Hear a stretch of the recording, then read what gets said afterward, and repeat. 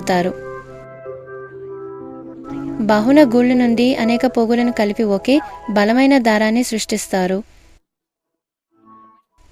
ఈ ప్రక్రియను సాంప్రదాయ రీలింగ్ యంత్రాలను ఉపయోగించి మానవీయంగా లేదా ఆధునిక ఆటోమేటెడ్ యంత్రాల సహాయంతో చేయవచ్చు. పద్ధతితో సంబంధం లేకుండా లక్ష్యం అదే ఉంటుంది: సున్నితమైన పట్టుపోగును విచ్ఛిన్నం చేయకుండా విప్పడం. రీల్ చేయబడిన పట్టుపోగు ఇప్పుడు నిరంతర దారం స్పూల్స్పై గాలి వేయబడుతుంది, తదుపరి ప్రాసెసింగ్కు సిద్ధంగా ఉంటుంది. 6వ విభాగం పోగు నుండి వస్త్రం వరకు పట్టు ప్రాసెసింగ్. ముడిపట్టు దారం అందంగా ఉన్నప్పటికీ ఇప్పటికీ మణినాలు మరియు సెరసిన్ అనే జిగురు పదార్థాన్ని కలిగి ఉంటుంది. మనకు తెలిసిన